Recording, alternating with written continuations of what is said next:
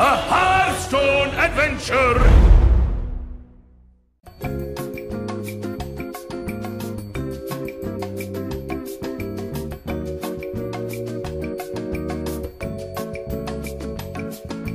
Core Rager, the Hunter card, which kind of is supposed to do something but doesn't really do anything. This card is terrible. 4 for 4/4 is really not good enough these days. People aren't even playing Mechanical Yetis anymore, which is, you know, pretty sad because it's an awesome version of an awesome old Yeti and mech, and it does stuff, and well, Core Rage is just kind of way worse than that. When it comes to playing Hunter, yeah, sometimes on your turn 4 you play your last card, but not really, because usually you're saving spells and situational cards that you want to use to finish off your opponent. So you usually can't actually empty your hand, and let's say that you can, well, Core Rage is gonna be a 4-mana 7/7, which is insane. Well, not really, because it'll die to Big Game Hunter, because it's suddenly the only creature in the Hunter deck that actually gets hit by Big Game Hunter, so probably get hit by Silence. Nope. That's a swing and a miss. This card is not good. It will probably not be used, and it's a little bit of a shame because, you know, you got the cool art, you got the Core Rager action. I've had this pet as a hunter in World of Warcraft. I thought it was pretty badass, and well, I'm going to try to avoid using this card in Constructed, so sorry. Core Rager! Hey, who loves hunters who empty their hand? Okay, so you got your 4-mana 4/4 beast. This card's great when you top deck it. One of the interesting things to think about, by the way, is that a 5-mana 8/8 wasn't good enough for Hunter. I tried it, and the main problem with that was that it could get BGH'd. Core Rager can get BGH'd, that's a problem. I don't think it's a card that you want to run 2 of either, because then you have to play one of the Core Ragers sometimes, and then you play the second Core Rager. You put this one in your Face Hunter deck if a 4-mana 7/7 is good enough. Like, the current Face Hunter deck doesn't even play anything that costs 4 or more. So the question is a 4-mana 7/7 even good enough? In Arena, this card is really good. 4-mana 7/7 is insane. And I'm glad that Hunters get a little bit of love in a card in Arena. You could also just play this as a Valley card in Midrange Hunter. I think putting a copy of this in a deck is almost a given. If you're playing Dr. Boom, which most Hunters play, like, having another BGH target isn't bad at all. It's just the sheer efficiency of 4-mana 7/7 is immense, so I do expect to see one copy of Core Rager in all the Hunter decks, and then it's a decision on whether or not you want to run a second one.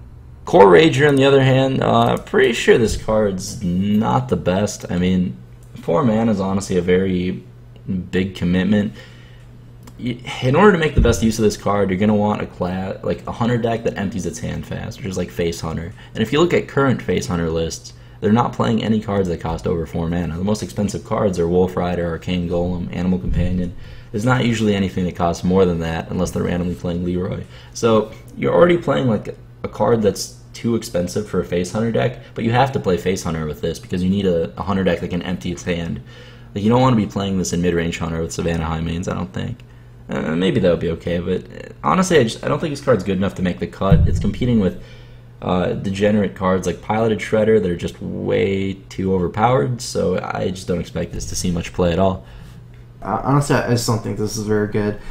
Again, if you do get the Battlecry, you'll get Big Game Hunter. That's kind of like a 4-drop is kind of the limit where it doesn't matter that much to get Big Game Hunter, but still, I mean, no one plays a 4-mana 5/4 beast, the Tall Long Strider, and this effect is actually much harder to activate than people think in Hunter. And when I go over the other card, I'll talk more about it, but I think this effect is going to be played in different types of Hunter decks than we see nowadays. So, but yeah, it's 4-mana 4/4 beast is not good. 4-mana for 7/7 beast is, I mean, it's probably good, but it's not that great.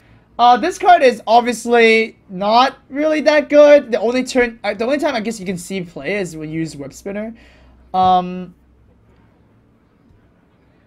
Yeah, that's really it. Because even with, like, in a Face Hunter deck, all your cards are supposed to do damage, right? And this card doesn't do damage when you play it.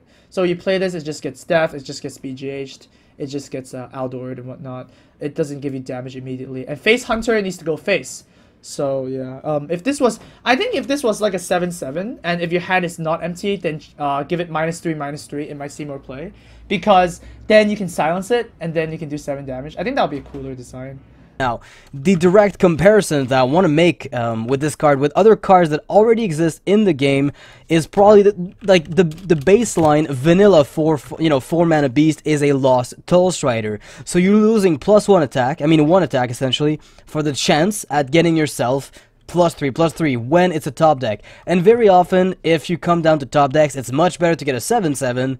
Or is it, right? Because BGH will kill a Core Rager, and, you know, Hemet Nesingwary also will. Not that it's a big deal that Hemet kills it, but it feels to me like the Core Rager is better than a Toll Strider, just because the fact that a lot of the time you will end up in top deck situations, and it's better to have yourself, you know, a 7/7 than a 4/4, but in Constructed, Toll Strider doesn't see play, and would you even play Core Rager? I mean, I understand the appeal of getting yourself a beast that's pretty relevant, but the thing is, mid-range decks rarely even have, like, the thing is, you have to have 0 cards in hand, right? So you have to have emptied your entire hand on the board in order to get value out of it. You can hold on to it for the longest time. The thing is, there's usually one turn, I guess, where hunters dump their entire hand, but even then, they have so many situational cards that they keep for specific purposes. As much as we laugh at hunters, they still do require some bit of thinking, and they don't just empty their hand and vomit it on the board. Even face hunters run Hunter's Mark, and Hunter's Mark, despite the fact that we laugh at hunters, does require quite a bit of planning, so they have to make sure that they keep that Hunter's Mark for the best time. And Core Rager kind of goes counter to the Hunter's Mark goal, I guess, where you want to play Core Rager after you've played Hunter's Mark, obviously, since otherwise it's just a 4/4 for 4, essentially a bad Toll Strider. But when you look at Hunter's Mark, you're then thinking to yourself, well, do I really want to throw it out just for that purpose? If you got a Glaivezuka, you're going to have to play it down on the board before you play the Core Rager, which is going to deny you the attack buff that you could give to the Core Rager. Like, a lot of people could say, oh, Face Hunter uses this magnificently. Well, not really. A lot of the time, you know, Kill Command probably, shines as the example of a card that will stay in your hand for a very long time. Kill Command, Unleash the Hounds, those cards tend to be played at very specific moments in the game, and not so much on point. So maybe Core Rager is meant to be played late game, like you top deck it early. It's kind of like a Bolvar 4 Dragon. That's another good comparison, where you have to wait for that setup, and then play the Core Rager, and you're going to get value out of it. I wouldn't be surprised if there came a time where Core Rager was playable. I guess the only upside that I can find to it is that it doesn't become a BGH target when you buff it with Houndmaster the way that the Toll Strider is, right? If you play Core Rager as a 4/4 for 4, you can taunt it up with Houndmaster and get yourself a 6/6 with taunt, in which case BGH doesn't deal with it, so you're pretty okay there. That are playable. I mean, this is not an unplayable beast. I want to just emphasize that this has the potential to be an amazing card. It could be free with Culpet, so you dump your hand in one turn, and if you have a free Core Rager, you dump a 7/7 for 0 mana. It doesn't get, it doesn't get much cheaper than that, and that's the one thing maybe I like, but I feel like unless something comes out of Blackrock Mountain that I just don't expect at all, I don't think we're gonna see much use out of the Core Rager. But then again, I'm saying this, but the metagame might shift after that, and to the point where Core Rager becomes pretty valuable, because people will realize, well, it's pretty easy to manipulate my hand and just get myself a really cheap 7/7. Dragon Consort. Yeah, this is the card I was talking about. 5 mana, 5/5. The next dragon you play costs 2 less, so this is very powerful. 5 mana, 5/5 is already a pretty powerful body. I mean, you can get stronger 5-drops, basically. I mean, people don't play a 5 mana for 4/7 generally, even though there are 5 mana 4/7s. So, I mean, it's not the 5/5 is just, it's that great for 5. Lotheb has a Battlecry as well, but you can kind of think of this as 5 mana, 5/5, draw and innervate. So it's kind of similar to Azure Drake in a way, because Azure Drake, you get a 4/4, but you get the spell power. I think 5/5 is easily way better than 4/4 with spell power.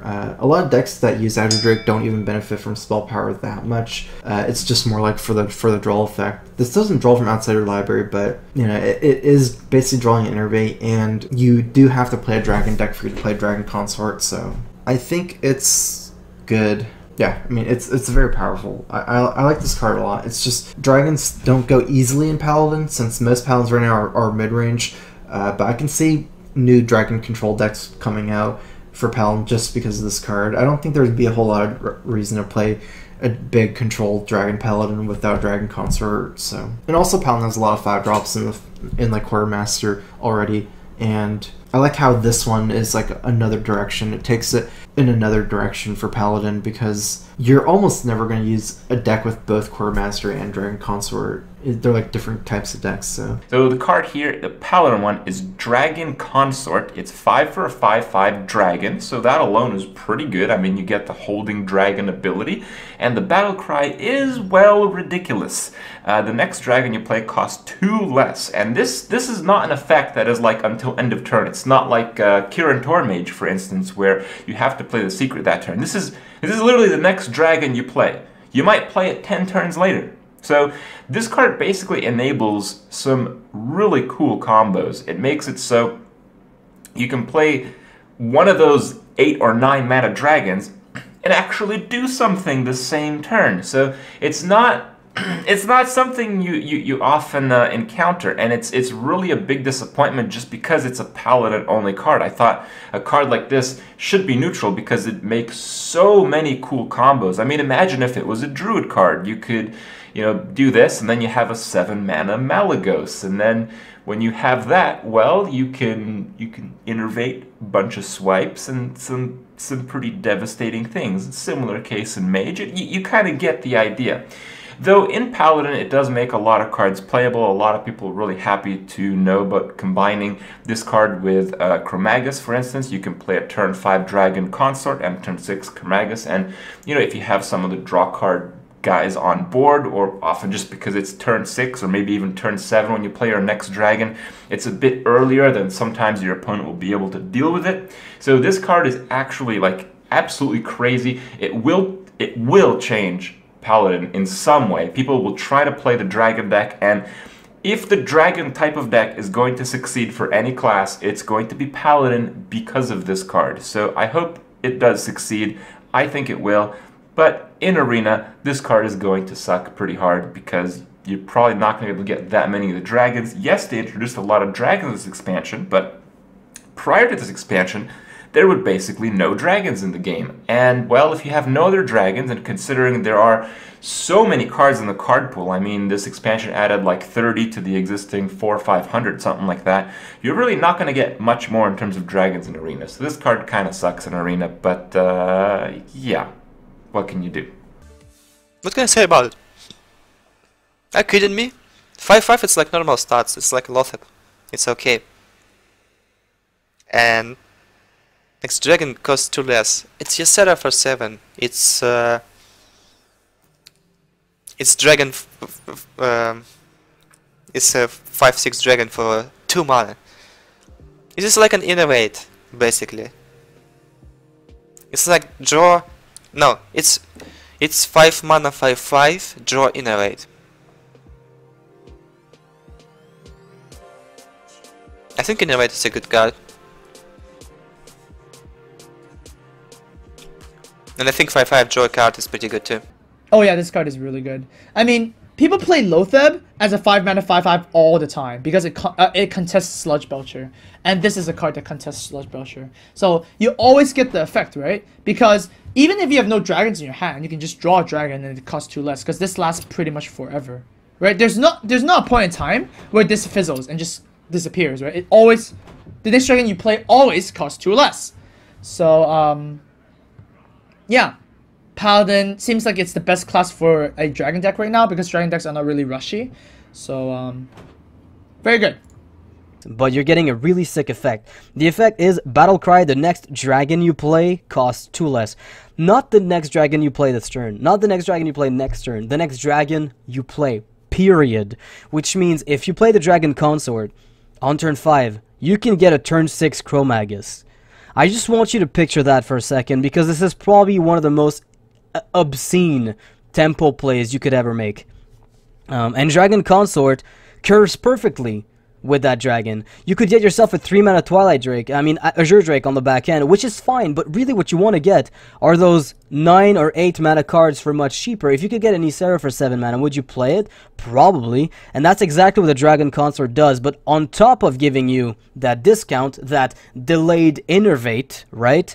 It also has a pretty solid board presence, which is paramount. It deals with a lot of the good minions that exist right now in the game that we can think about, Sylvanas, Sludge Belcher, and whatnot. There are a lot of really sick tempo plays that people can make now with the use of the Dragon Consort, and you'll notice the feeling of minions being played in the early game feels a lot bulkier. And it doesn't feel cheap in the way that Innervate does. Innervate feels cheap because Druid is the only one to be able to do it, but now everyone in the game gets access to those neutral cards that are going to be very high value. Now, obviously, Dragon Consort is a Paladin-specific card, but Blackwing Technician and Hungry Dragon are going to be, I suspect, pretty much every fucking where. I might be wrong, and I almost hope I am, but it might be the case that dragons are going to be your mid-range metagame for quite a while to come. Dragon Consort. This card is insane! Obvious include 2 of if you're playing the Paladin Dragon deck, and this card, like, makes the Paladin Dragon deck. Paladins were always a possibility to be the deck with dragons in them. But Dragon Consort, 5 mana 5/5, and you draw an Innervate, and you play it immediately, and you like discount it later. That's really good. This is the most obvious card of all time to put into your Paladin Dragon deck. I don't think I need to say anything other than that. Other than, what does a Paladin Dragon deck look like? Well, you're gonna have your Hungry Dragon, you're gonna have your Blackwing Technician, you're gonna have your Blackwing Elementalist. Like, I kind of almost think it builds itself to some extent. It's gonna be a control deck. You put the Dragon Synergy cards in, you put this card in, you probably put in Ysera, you possibly put in Nefarian. You put in that, the 6 mana, 6/4 dragon, you muster, and then it's just Paladin goodness everywhere. Sick card, obvious, extreme value, 5 mana, 5/5, dragon might have been good enough just because of the dragon. You get a free card draw Innervate on top of that, and Innervate is a good card. And of course this applies forever, so you play this on turn 5, and then feel free to on turn 7 then play your Nefarian. Or on turn 7 you can play your Azure Drake Consecration. That's insane. That's really good. Sick card. In Arena, 5 mana, 5/5 is still good. And sometimes the battle cry will apply. This Dragon Consort is one of the more exciting ones in the set. I think this is the only like class dragon that got printed, and it's fucking amazing. This card's great. It's a 5 mana, 5/5, which is great stats. It's exactly what you want out of your 5 mana card. The battle cry is phenomenal. I mean, a lot of times it'll let you wreck them with the neutral 6/4 dragon. That's cheaper if minions trade off. So honestly, it's just Paladin is the class that's going to have the most fun with dragons, it looks like, just because of this card. It's really powerful. Cheating on mana has just always been one of the most powerful effects in Hearthstone by far, and I mean all card games, honestly. Those are the kinds of cards that get banned in Magic. So Dragon Consort is insane. I expect it to see a lot of play. I expect people to experiment with dragon type Paladin decks. I mean, will they be better than normal mid-range Paladin? I don't know. Maybe. Hopefully. I'm sure they're cooler. So excited to try that guy out. Dragon Egg. A lot of people have compared this card to Nerubian Egg. The similarities are obvious. They're both 0/2s. They both have a death rattle. Well, no, actually they don't both have a death rattle. Dragon Egg has kind of a death rattle. Dragon Egg may look unexceptional, and it may look like it compares unfavorably to Nerubian Egg, but I think this is one of the cards which has shown the most potential out of the cards released so far. It's on the upper level of potential. And that's coming from someone who played Zoo a lot. If you count the Dragon Egg as you're going to get a 2/1 whelp from it, then it's like a 1 mana 2/3, and that's pretty good. It's something that the opponents don't want to kill. You play it on turn 1, and that's really important, by the way. Having a turn 1 play, it costing 1 mana is so important. Zeus, without the Undertaker, it started having the problem of not having enough early game play, and then it had to look into Argent Squires and Leper Gnomes, Clockwork Gnomes, none of which worked that well. So Dragon Egg is pretty sticky. So you play the Dragon Egg, turn 2 you play Direwolf Alpha, you attack with the egg, you've dealt 1 damage, and you get a 2-1. I guess that doesn't sound so good. You play the Dragon Egg, you play the Abusive Sergeant on the Dragon Egg, you trade into the opponent's 3-2, and you have a 2-1 and a 2-1. And you play another 1-drop. That's pretty good. So that's an example of how it's good, but even better than Abusive Sergeant is this card has some serious potential in Warrior, because that's the way to get 2-2-1s. You play the Dragon Egg turn 1, they won't kill it or deal damage with it. You play the turn 2 Taskmaster, you use your 2-1 Dragon Egg to clear the opponent's 3-2, that's the dream. You get 2-2-1s and a 2-2. So this is actually the beginning of perhaps another archetype. You've seen a lot of cards in Warrior that can do this too. The Grim Patron, which has the damage. You have the that Warrior card, which looked like it combos in a deck that deals damage to its own minions. I think Dragon Egg's got serious potential. Could start a new Warrior archetype, and could bolster Zoo to actually be viable again. In Arena, Dragon Egg sucks, because it's tough to ensure that your 0 attack minions can attack in Arena. And Nerubian Egg was bad. And Dragon Egg is worse than Nerubian Egg in Arena, because if you can activate Nerubian Egg, you actually get a major benefit. Dragon Egg is one of those weird cards where you don't really know what to do, and of course, with this card, it means the Hungry Dragon could summon Dragon Egg. If this procs once, it's actually quite strong already, because if you added the stats, it's 2-3, right? And it's in 2 different bodies, so you can't just say Wrath this and it clears it, right? You have to clear the 2 separate bodies. Of course, if you can activate this yourself, it'll be a bit stronger. So I think it'll be played in decks that can buff their own creatures. But not in Pyro decks. I don't think this is good in Pyro decks or like self AoE decks or stuff like that, right?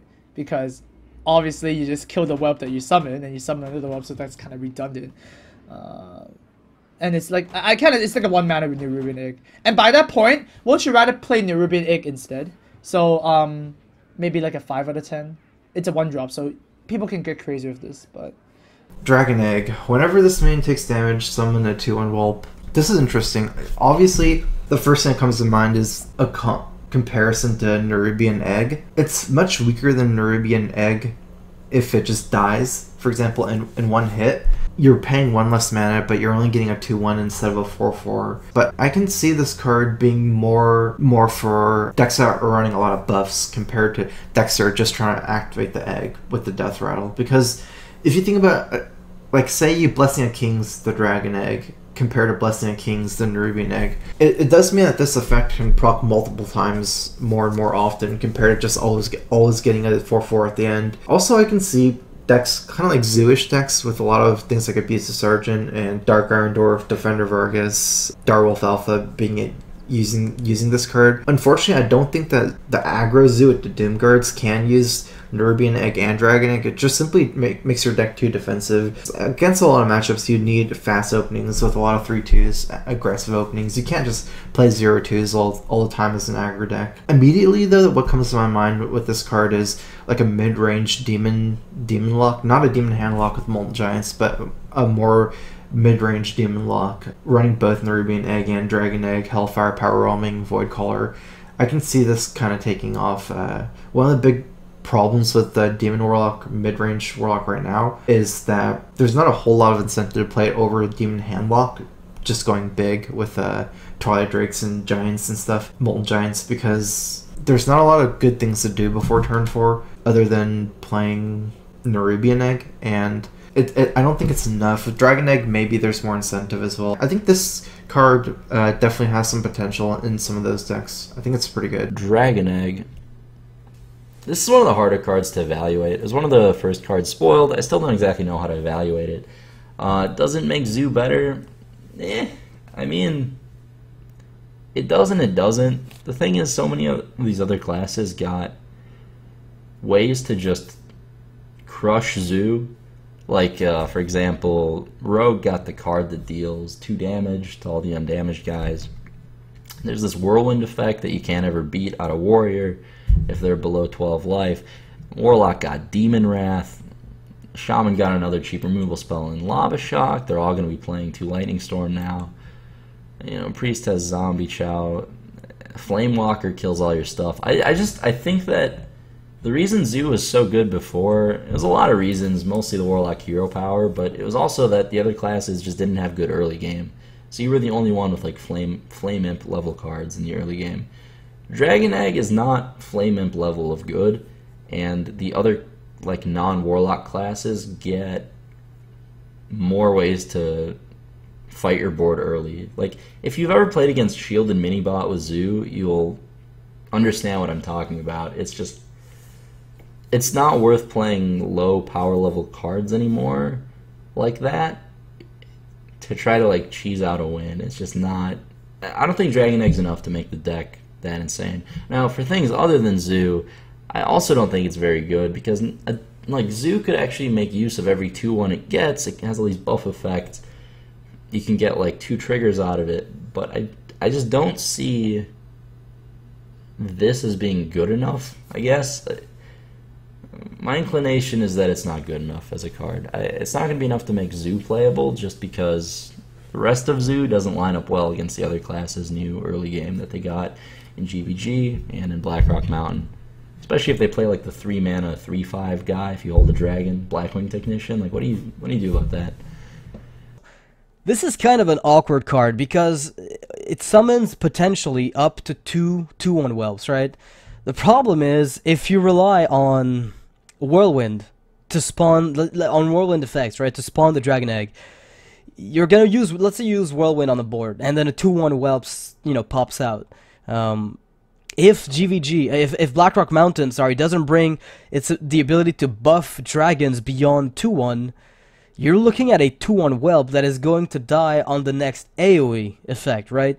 So what ends up happening is Dragon Egg essentially will spawn one whelp that will die as soon as the other one is about to spawn. The best way to probably use this card is to have, you know, a single 1 damage effect on the Dragon Egg that is not AoE, like a Mage Ping, for instance. That could be not too bad. You play Mage, you play this turn 1, then you ping your Dragon Egg. You get you've essentially played a 2/1, but the thing is you haven't expended many cards, and you're gonna get 2 2/1s out of a single card for a total. You're gonna spend a lot of tempo, but you're gonna be able to contest that early board, right? Against something like a Hunter, you play Dragon Egg. We have the initiative, they play something, you ping your Dragon Egg, you get a 2/1, they then have to answer it, and if they don't, then, you know, too bad for them. It's also a good way to deal with Knife Juggler, somewhat, because once they use Unleash the Hounds with Juggler, they hit the egg, but the whelps will not spawn additional hounds at that point. So the hounds can trade into the whelps, but at least the Dragon Eggs are going to be tanking some damage in effect. So I really do like the way Dragon Egg kind of works, but I'm not sure how you're supposed to use it. It feels like it should be used with stuff like Power Word Shield for Priest, right? You buff up the health of the Dragon Egg. The question then remains, how do you enable that in a Priest deck? Do you play Wild Pyromancer? And if so, can you? Because those 2/1s are just going to die to the Wild Pyromancer AoE. So at what point are they really relevant? Like, how can you really make this work? I feel like this is mostly a card you're going to be using when you're AoEing the board with, you know, you go for a single Hellfire. It's kind of like, it's the same thing in my mind as a Nerubian Egg, where you can play them and both of them will spawn something once they blow up. So you could have, you know, turn 1 Dragon Egg, turn 2 Nerubian Egg, and turn 3 Coin Hellfire. You have a 2/1 and a 4/4. It's not amazing, mind you, but it's not terrible. And you can also taunt it up with Defend of Argus. You could give it a buff that forces the opponent to deal with it, and then it's going to cycle into a little 2/1 minion. Not the most impactful, however.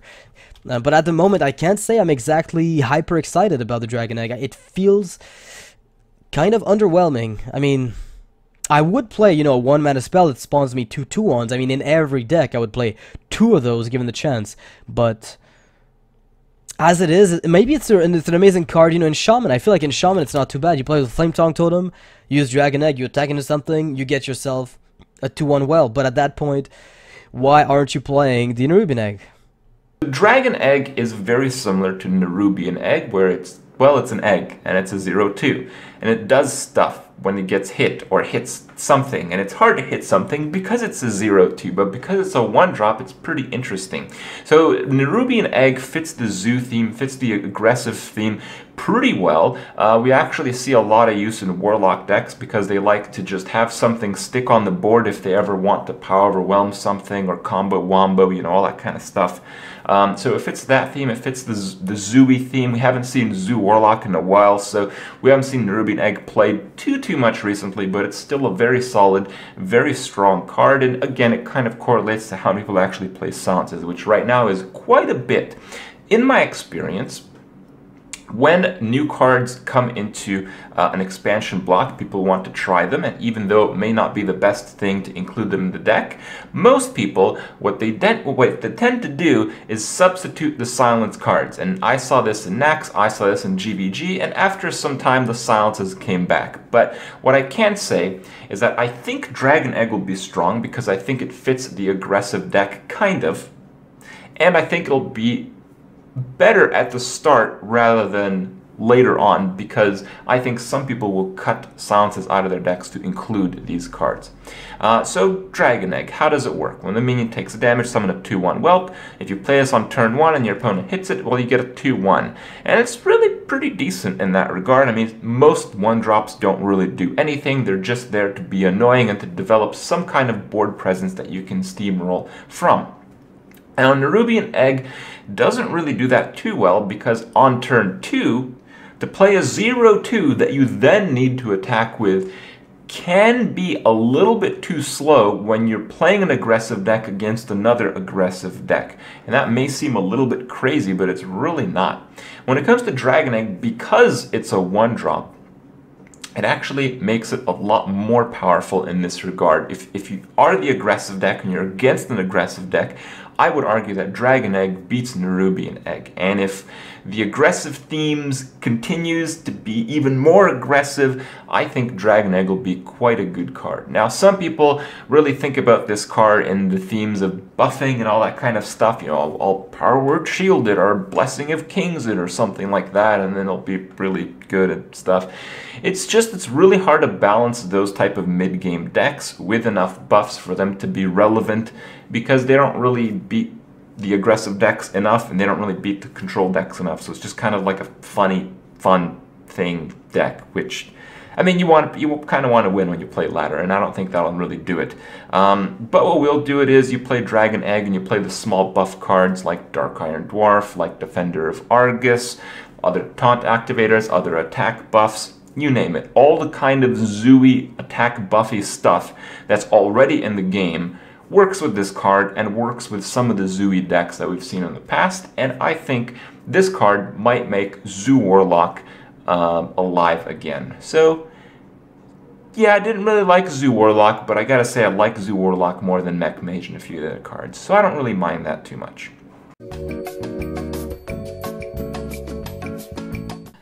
Welcome to Hemet Nesingwary, version 2. It's a 7-mana 8/4. Even if you didn't have the necessity to hold a dragon, it would still be bad. It's basically BGH, except it costs 4 more mana. The 4 health is crippling. It even has the attack value, which can get BGH'd. I'm sorry, Ren Blackhand. You deserved better. What else do we say about Ren? In Arena, this is probably going to become one of the worst legendary cards. Because 1, you're not going to hold dragons very often. 2, you're not going to destroy legendary minions very often. So you have a 7-mana 8/4. What were they thinking? So clearly, it's intended to put in a dragon synergy deck. The dragon deck possibly is some kind of value deck. So therefore, they're like, oh, okay.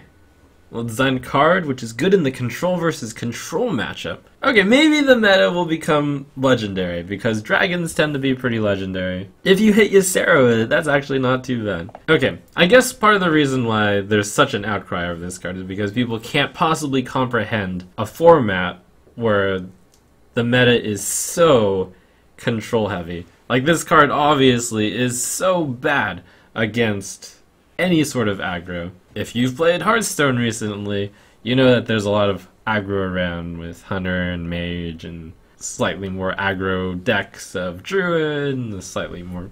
It sucks against those decks. You need to basically hit a legendary minion, which costs, let's say, arbitrarily 6 or more for this to be any good. The main problem with this card is just the low health total. Well, no. The main problem with this card is not just the low health total, but rather the mana cost for the stats is a very unfavorable exchange for Rend. Red Blackhand, once it's at the 4 department, it's slightly better than 3, and of course you need to be playing a dragon deck to play this. Now, legendary minions, I think the best target for this is like KT, Chromagus, the new card that was released, Zera, stuff like that. So if that ever becomes the meta, this could be a thing, but at the same time you compare this to Hemet Nessingway, which is like a 6/3 kill beast, and that's not even, that has not even seen play, like 0% play. Hemet Nessingway. So I really doubt that this is gonna be super popular. I think in a dragon deck it will make sense to play this. Like it's a fatter BGH, I guess. But if you're there's enough answers that you can make for, like, you know, KT, Chromagus, and whatnot. It's a very specific meta specific card, so very insignificant in my opinion.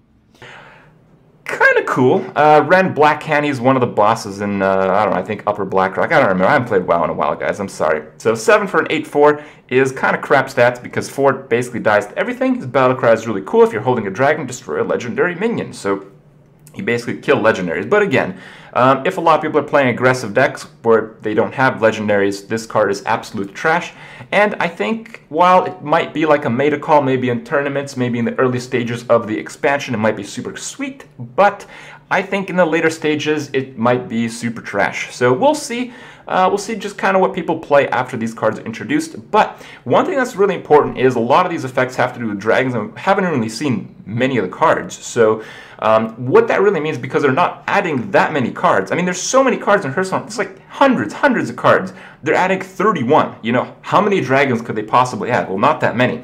So how many dragons are there in the game right now? Because you'll probably have to use some of them to augment the cards added to actually make dragon-themed decks. Legendary that they announced. This is kind of like the new Hemet Nessingway, I guess. I don't know. It's a 7 mana 8/4. With I guess a cool battle cry. What? If you're holding a dragon, you destroy a legendary minion. Now, if you're holding a dragon at the point where you're playing Rend Blackhand, it's probably an aspect of something. It's probably one of those 9 drops, right? Like we talked about the dragons earlier. There's Fairy Dragon. You've probably already played it if you're on 7 mana. Twilight Drake, probably already played it if you're on 7 mana. Azure Drake, probably already played it if you're on 7 mana. The only things that are left are, and even the Hungry Dragon that we saw from the expansion, the only things left are Alexstrasza, Ysera, Onyxia, Nozdormu, Malygos, and Deathwing. That gives you like I wouldn't say very few, but how many enablers do you really have for Rend Blackhand in your deck at that point? Are you running like infinite big dragons with Alarma bots? Like what is it? As far as I know, Rend Blackhand's ability to be enabled is pretty slim, and it's also got the worst body of all time. I mean, 7 drops are, you know, historically not exactly very good. Let's be honest, the 7 drops that we've had before Dr. Boom came out, the best one we had was Baron Geddon, and that was about it. If you had a 7 drop that was playable at all, it was probably Baron Geddon, or in the case of Mage, they had Archmage Antonidas, which is fairly unique. And GVG really didn't add anything outside of that one card, the broken Doctor 7. Doctor 7 is essentially, if you got 7 mana, you get yourself a 7/7, and you're good to go. It's probably one of the most... it is... Let me rephrase that. It is the best 7 drop in the game right now. And Rend Blackhand comes and says, alright, we're gonna be the new Core Hound, except we're gonna be a legendary. And we're gonna require the opponent to... we're gonna have to have a dragon in our hand to destroy a legendary. So here are the prerequisites. You need to have a dragon in your hand, and the opponent needs to have a legendary on the board. What? Like, what? This is just... That doesn't make sense. I don't know what's the deal with this card. I guess I want to say I like the card, but I don't know that I can. It feels like I I mean, okay, you know what? This is a card I'm on the fence about. The body's terrible. It dies to everything. If you're facing aggro, it's a suicide. You won't use it at all. How many legendaries does aggro have outside of maybe Lotheb? But Rend feels like a bad big game hunter, because most big legendaries that you're worried about are dealt with BGH, which costs you 4 less mana and has exactly half the body and no prerequisite as far as holding a dragon. So I don't know, man. I feel like Rend Blackhand just falls short of my expectations. So Okay. So super situational card first of all. Second, what kind of legendary minions you might see? Let's say against Druid. Dr. Boom, Lothep, Sylvanus. Scenarios. If you kill 8 with 8-4, it's good, right? You still have to... Your opponent still has 2/2s and they kind of trade with Black Hand.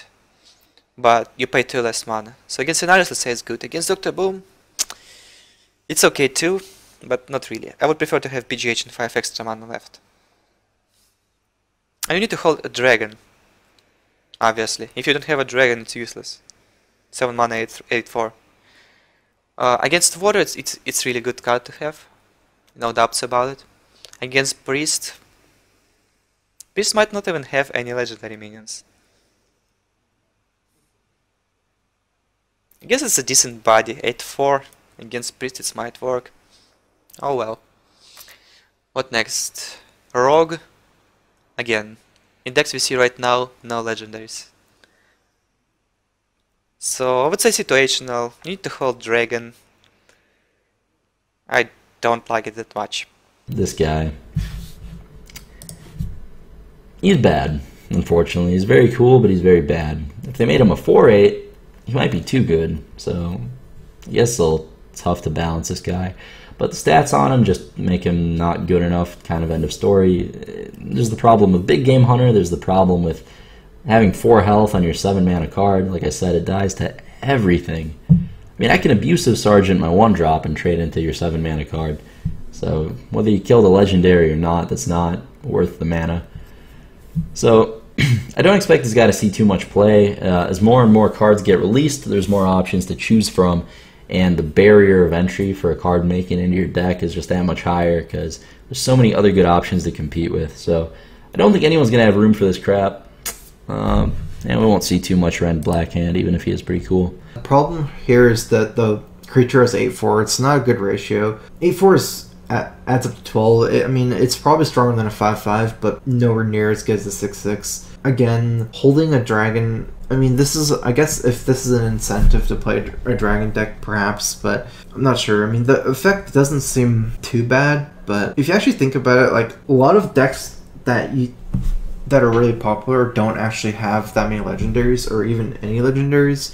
Like Face Hunter and Zoo, like a lot of the aggro decks, even mid-range decks like Druid and mid-range Paladin, for example. It's not just overloaded with a lot of legendaries. One of the biggest implications of Rend is it's a way to deal with Lotheb, because Lotheb usually locks you out that turn, and Lotheb is not in big game hunter range. This is one of the best ways to deal with Lotheb if they play it around when you have mana to play Rend Blackhand.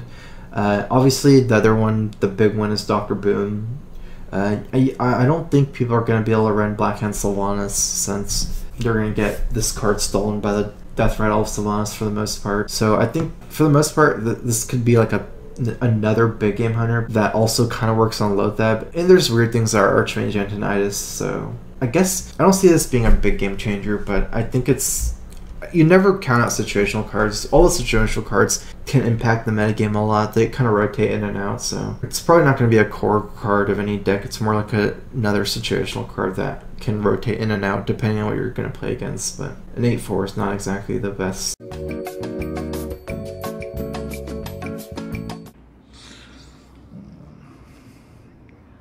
Blizzard, what are you doing? You already made this card. It's called Zombie Chow. Like, oh my god, what are you doing? Oh, so sad. Like, this could be so much better, but it's not. Like, this card sucks. This card sucks so much. Like, this could be a 2-mana card, but it's not. Right? If, like, If it's a 2 mana, if you're holding a dragon, gain I plus 3 health. foresaw this. That's completely fine. I don't want a 1 mana 2/3. I already have a 1 mana 2/3. The problem with this is that we already have Zombie Chow, and this being a dragon doesn't even do anything. You get what I mean? Because the only dragon mechanic in the game right now is if you're holding a dragon, right? Are you ever gonna hold this dude? No, you're not gonna ever hold this dude. You're just gonna play it, so it doesn't even have the dragon synergy. Oh my god! Like when I looked at this, I was so disappointed. I don't like this card. The Resurrect was really good, but what Priest needed really badly and still needs is a good 2-drop. We have the teeniest of the dragons. We have a Twilight Whelp. It's a 1 to cast 2/1, and the battle cry is if you're holding a dragon, you gain 2 health.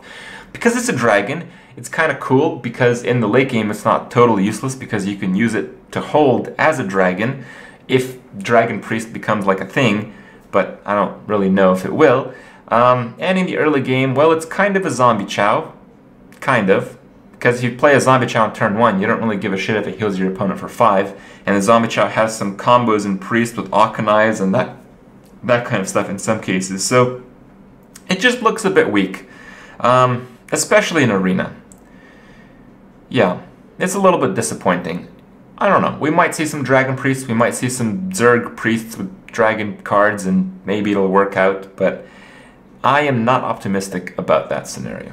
Let's see, if you're holding a dragon, gain plus 2 health. Pretty sure this card sucks.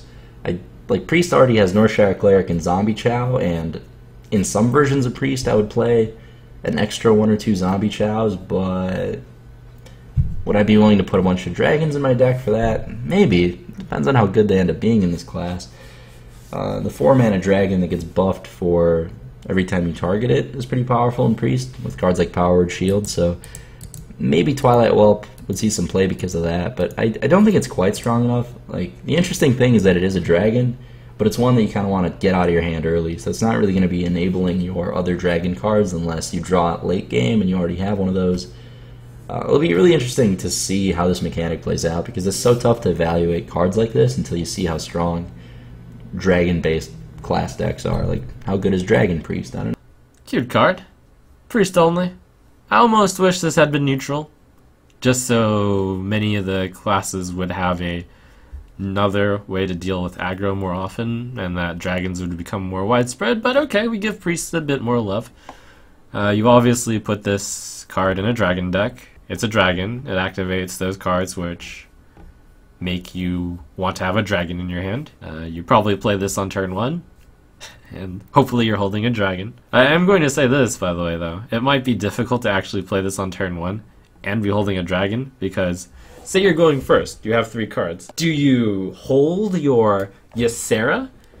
No, of course not. So you mulligan that Ysera, you get your Twilight Whelp. That's very sad. You have your Twilight Whelp. You don't have any dragons in your hand. Like, even if you mulligan the other 2 cards, there's no guarantee you get a dragon. The death of Zombie Chow has been greatly exaggerated, I say. And maybe you play Zombie Chow anyways, and you build a super anti-aggro deck. And you know, this might be a little bit crazy, but maybe you don't even run 2 of this in a Priest Dragon deck. No, actually, that is insane. You run 2 of this in a Priest Dragon deck, and you probably don't run Zombie Chow. If Priest Dragon is a thing. Will Priest Dragon be a thing? Is probably the other thing to think about, because this is the dragon card when it comes to Priest. Now that we actually see all the dragons out there, you would start to realize that in order to build a Priest Dragon deck, you would need to have exactly something like Azure Drake and Ysera, and then what? You put in the Chromagus.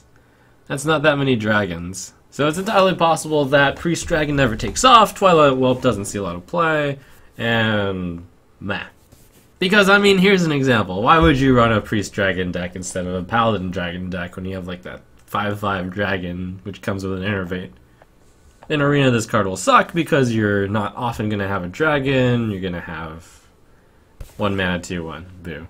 Twilight Whelp, this is a dragon, 1 mana 2/1 dragon. That's the cool thing, but it's kind of cute in the sense that it's a 1 mana dragon. But ultimately, Zombie Chow is much more reliable, and having a 1 mana dragon with the battle cry, it's hard to have other dragons for the battle cry, because again, on turn 1, it's super hard to keep a Ysera in your opening hand. There's not a lot of small dragons, so I don't think it's that good. And honestly, if priests just want a 1 mana 2/3, they generally don't care about healing your opponent with Zombie Chow. The Twilight Whelp. The Twilight Whelp is a 1-mana 2/1, a little dragon guy. Really bad baseline stats. It's not even good at all. It's like a Billy, right? The Murloc, Billy the Murloc. Twilight Whelp is gonna be Twilly the Whelp. And if you're holding a dragon in your hand, it becomes a 2/3 for 1 mana. And the only example we have of that is obviously the Zombie Chow. You know what the drawback of that is? It actually heals your opponent when it dies. The problem is the Twilight Whelp doesn't heal your opponent, but it requires you to hold a dragon, so you need to play it in very specific decks, whereas Zombie Chow was used by priests just across the board to get them early board control. Twilight Whelp can do that. It can hold the board early on, no problem. You'll probably be able to get good value out of it, more so if you're playing something like Ysera and Cro-Magus in your deck. Good possibilities there, but why play Twilight Whelp, which is a conditionally 2/3? A conditional 2/3, where Zombie Chow is a systematic 2/3. Well, obviously, if you want to, avoid restoring health to your opponent at any cost, then sure, I get that Zombie Chow becomes a bit bad, but priests are known for one specific card that they run with the Zombie Chow, and that is the Auchenized Soul Priest. Auchenized Soul Priest is perfect for priests with the Zombie Chow because it turns the healing that the Zombie Chow would usually do into damage, so you get a free quote-unquote Mind Blast in certain circumstances.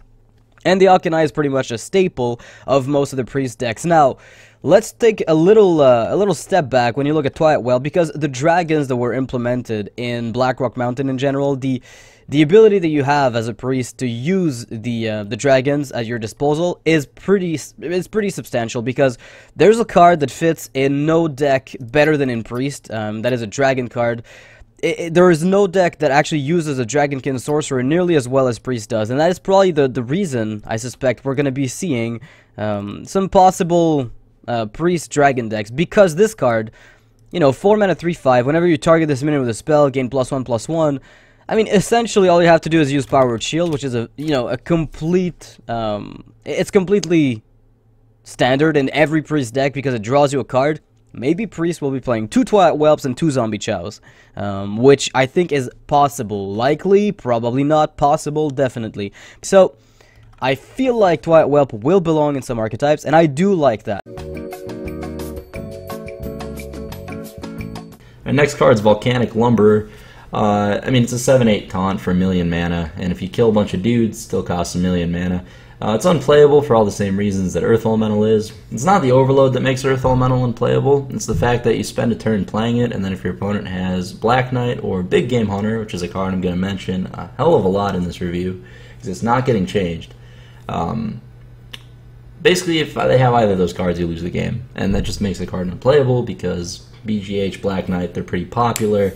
If there's ever a Volcanic Lumberer deck that's threatening to become as popular as Zoo or something, people just put Big Game Hunters, Black Knights in their deck, and puts an end to that deck. So point is, not playable. I don't think it'll see much play at all. So 9 mana, 7/8 Volcanic Lumberer. It dies to BGH. Druid probably is the worst class for this effect, with no board clear and not a lot of minions themselves. You can't really combo this with Force Nature either, for the most part, because Force Nature already costs too much mana. I don't think it's very good.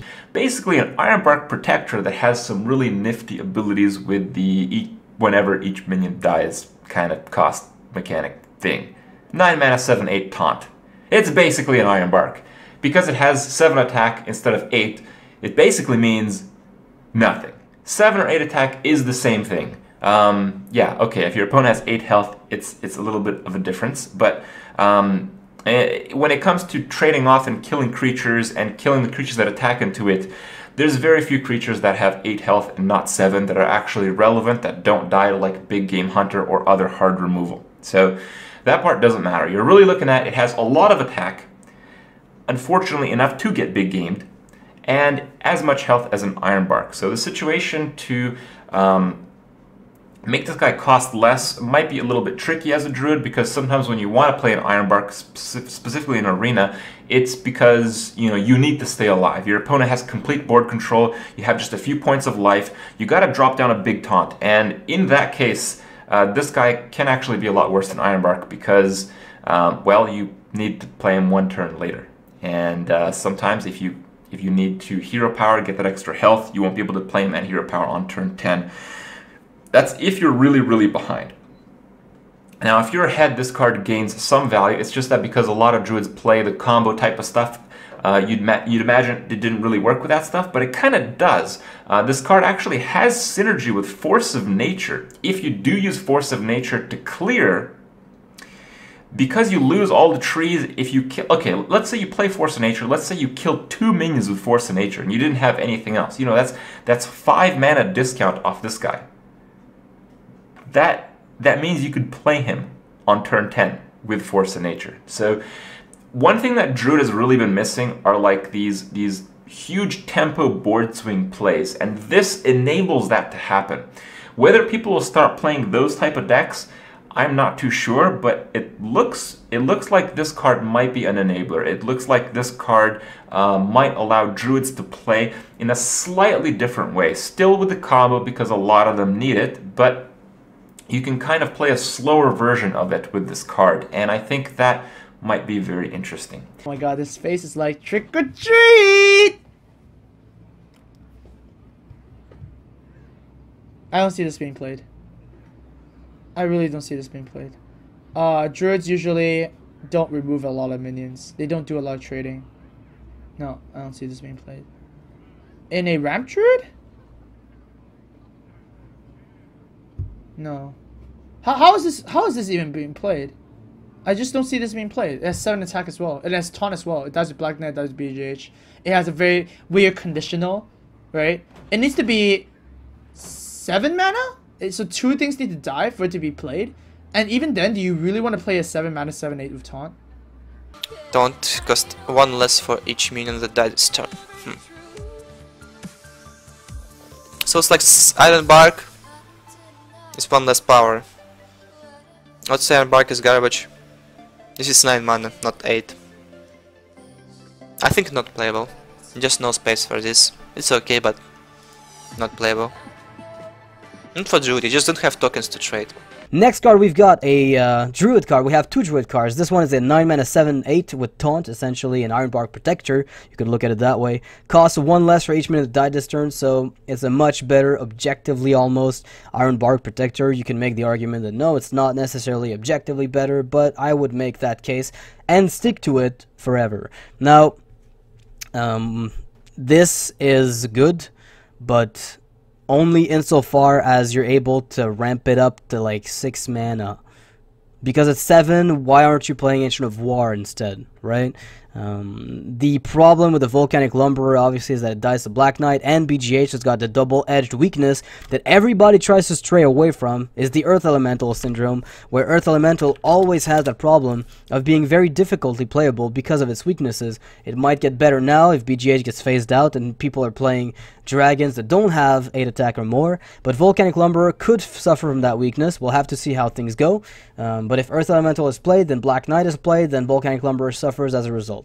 So, Druid also is known for not having an exceptional amount of removal, and I mean, you know, they've got Swipe, they've got Wrath, they've got good removal, but they've got no board wipe, right? They don't have the Hellfire, they don't have a sick Shadow Flame play that's going to allow Volcanic Lumberer to cost nearly nothing, and this is kind of another card that I feel goes in the category that I name the Druid Curse category, which is they've got Innervate, they've got Force of Nature Savage Roar, you can't give them good cards, and this is, it feels to me, kind of this scenario. But if the game becomes a trade fest, which it might, because everybody's afraid, you know, your hero starts with 30 health, so if the opponent has Hungry Dragons and all sorts of minions, you have an incentive to trade with theirs, and they have an incentive to trade with yours. So if the incentive non-stop is to be trading and trading and trading, then Volcanic Lumberer might be better than I give it credit for, but we'll have to see how exactly this pans out. Volcanic Lumberer. 9 mana? Oh, right. Cost 1 less for each minion that died this turn. So you have your... Druids are actually one of the classes which least is able to have 1 less for each minion that died this turn. They don't really move very fast in terms of clearing the board. That's one of their traditional weaknesses. You do Force of Nature Savage Roar, you do the Dream, and you clear 3 of your opponent's guys, and then this will cost 6 less and it'll cost 3, so you could in theory do Force of Nature Savage Roar, Innervate, Volcanic Lumberer, but that's ridiculously convoluted. You have cheaper ways to get big cards out. If you're looking to do something like this, you usually play Handlock. Maybe you work the Poison Seed, Starfall Dream in theory, but even then you would need 9 minions out, and then you play the Volcanic Lumber for free, and then your opponent has the beast in their sights, and then whoop-pow. This card won't see any play. In Arena, this card will see play because Ironbark Protector is quite good, and this card will usually be like a 7 mana, basically Ironbark Protector. Sometimes it'll be less, and when you get that out for less, you usually win the game. Oh, and that's Blackrock Mountain, the Hearthstone adventure.